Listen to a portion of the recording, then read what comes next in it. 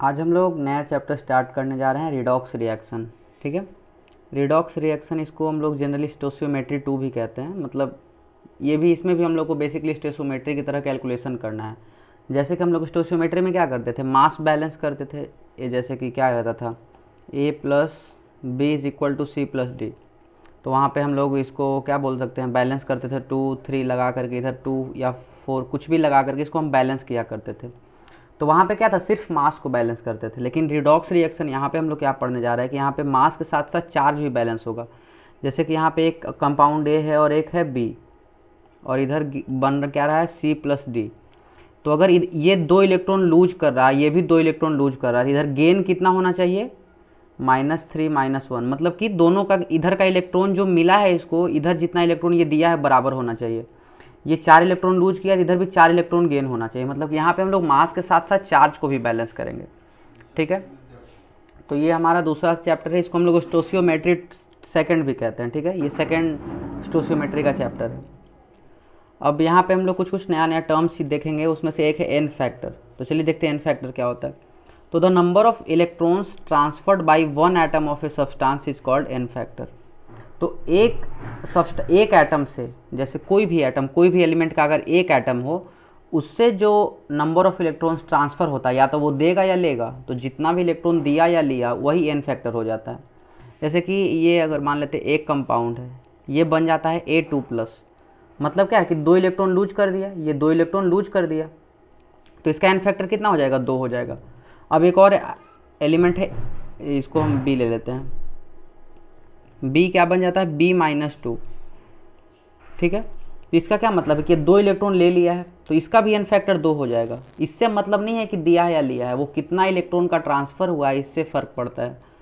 तो अगर 2 इलेक्ट्रॉन देगा भी फिर भी उसका एन फैक्टर 2 होगा, 2 इलेक्ट्रॉन ले लिया फिर भी उसका एन फैक्टर 2 होगा। ट्रांसफ़र ऑफ इलेक्ट्रॉन को यहाँ हम लोग मतलब वैल्यू देते हैं कि ट्रांसफ़र ऑफ इलेक्ट्रॉन कितना हुआ है। ठीक है, 1 हो सकता है, 2 हो सकता है, एन फैक्टर 3 भी हो सकता है, 4 हो सकता है, आगे हम लोग देखेंगे 5 6 तक एन फैक्टर, 7 8 तक एन फैक्टर हो जाता है। वो हम लोग केस पढ़ेंगे आगे जाके, पर फिलहाल आप इतना समझिए कि एन फैक्टर क्या होता है। एन फैक्टर होता है जो भी इलेक्ट्रॉन ट्रांसफ़र हुआ है, या तो लिया गया है या दिया गया है, उसी को हम लोग एन फैक्टर कहते हैं। ठीक है, अब हम लोग दूसरा टर्म यहाँ पे क्या है, दूसरा टर्म है इक्विवेलेंट वेट। अब देखते हैं इक्विवेलेंट वेट क्या होता है।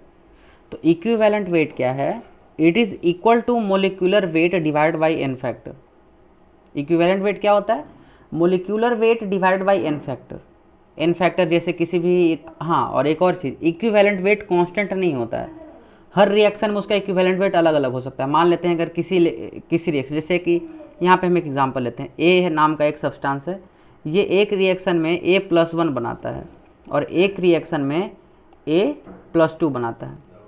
यहाँ पे क्या किया है, ये 1 इलेक्ट्रॉन लूज किया है और यहाँ पे 2 इलेक्ट्रॉन लूज किया है। तो यहाँ पे एन फैक्टर क्या हो जाएगा, उसका atomic mass A divide by 1, और यहाँ पे क्या हो जाएगा, A डिवाइड बाई 2। मतलब कि ये कांस्टेंट नहीं है, ये जो इसका एन फैक्टर है ये कांस्टेंट नहीं है। यहाँ पे A/2 हो जाएगा अगर वो 2 इलेक्ट्रॉन लूज करेगा, अगर वही 3 इलेक्ट्रॉन लूज करता तो उसका मतलब एटॉमिक मास बाई 3 हो जाता। ठीक है, तो इक्विवेलेंट वेट या इक्विवेलेंट मास कांस्टेंट नहीं होता है, ये हर रिएक्शन टू रिएक्शन वैरी कर सकता है। अगर वो 3 इलेक्ट्रॉन लूज कर रहा है या गेन कर रहा है किसी रिएक्शन में, तो उसका एन फैक्टर 3 हो जाएगा, और उसको डिवाइड करेंगे तो इक्विवेलेंट वेट अलग आएगा। तो इसको मैं आपको अच्छे से भी समझा दूंगा कि ये होता क्या है और कैसे हम लोग इसको समझ सकते हैं बड़े मतलब अच्छे तरीके से।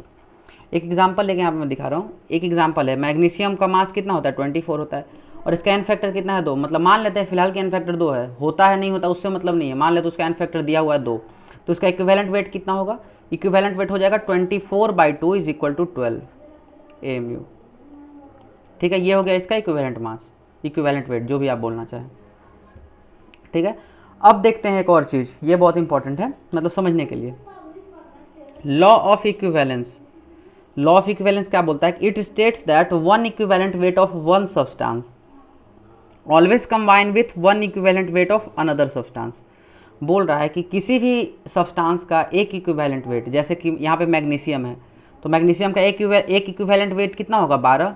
अभी निकाले ना, एन फैक्टर 2 है, इसका एटॉमिक मास 24 है, तो इक्विवेलेंट मास कितना, इक्विवेलेंट वेट कितना होगा, 12 होगा। तो एक इक्विवेलेंट मास किसी भी एलिमेंट का हमेशा दूसरे के एक इक्विवेलेंट से कंबाइन करता है। जैसे कि जो एक एग्जांपल मैं लेके दिखा रहा हूँ।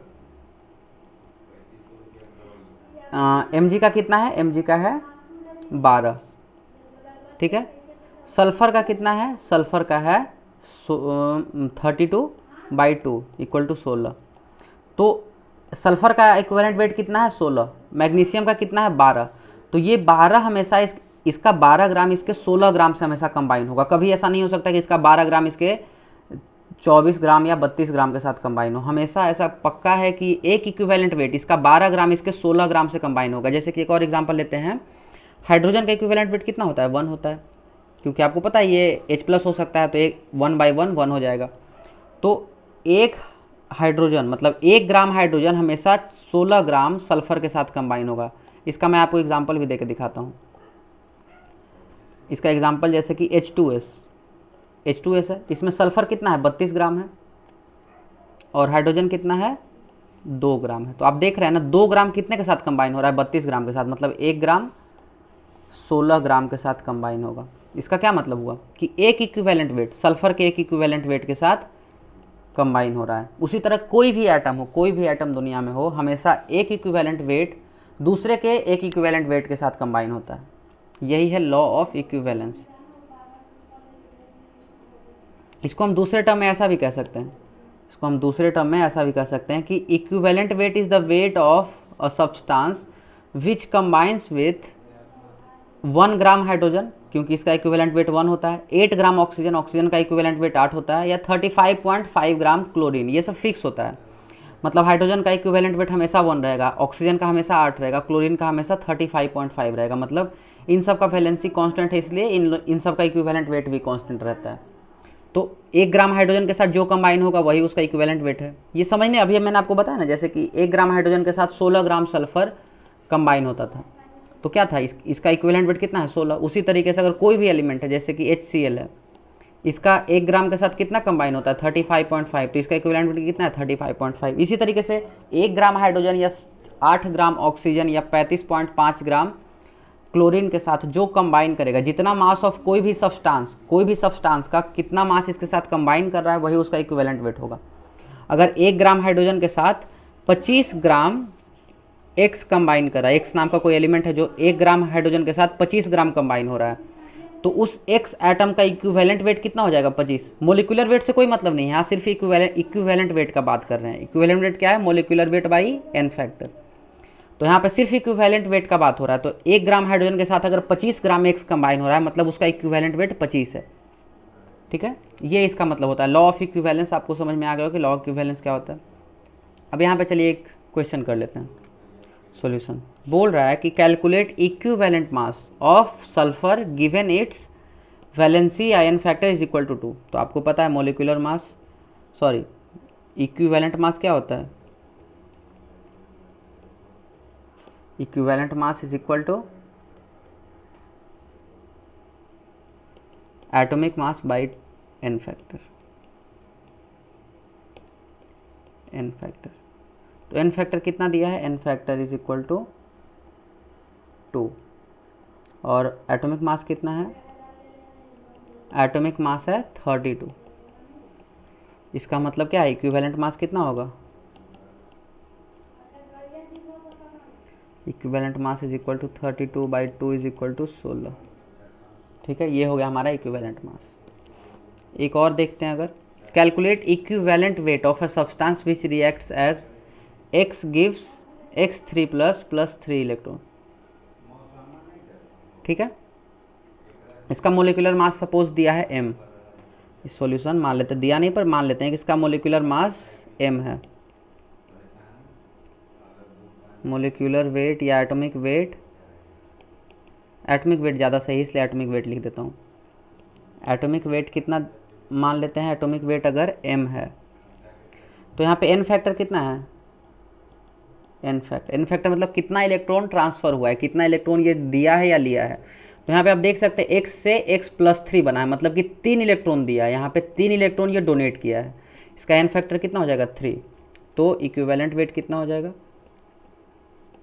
Equivalent weight is equal to m/n factor जो कि 3 है, तो m/3 हो जाएगा। मतलब कि अगर इसका एटॉमिक वेट 36 है 36 है, तो उसका इक्विवेलेंट वेट कितना हो जाएगा 36/3 इज इक्वल टू 12।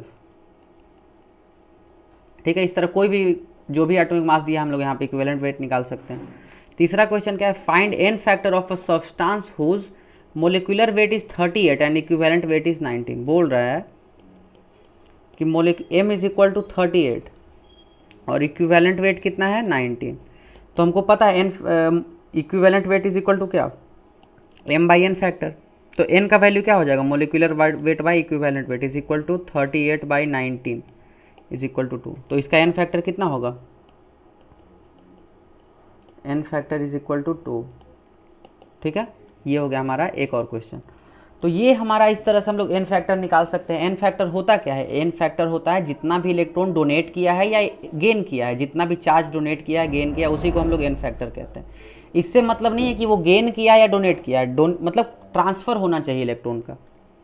और दूसरा क्या था, law of equivalence. Law of equivalence क्या होता है कि one equivalent weight of one substance always combine with one equivalent weight of another substance. मतलब कि चलिए मैं यहाँ पे आपको अच्छे से समझा देता हूँ कि सपोज़ अगर एक एलिमेंट है A और दूसरा एलिमेंट है V, इसका इक्विवेलेंट वेट है A और इसका इक्विवेलेंट वेट है B। तो ये लॉ ऑफ इक्विवेलेंस कहता है कि A mass of A will always combine with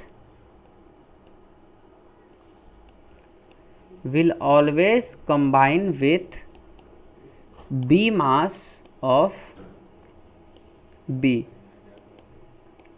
ठीक है, ये कहता है लॉ ऑफ इक्विवेलेंस कि A का कैपिटल A का स्मॉल a मास जो है वो B के B मास के साथ हमेशा कंबाइन करेगा। ठीक है, ये हो जाता है लॉ ऑफ इक्विवेलेंस। जैसे कि एग्जांपल लेके दिखा देता हूँ, H2O का बात करते हैं।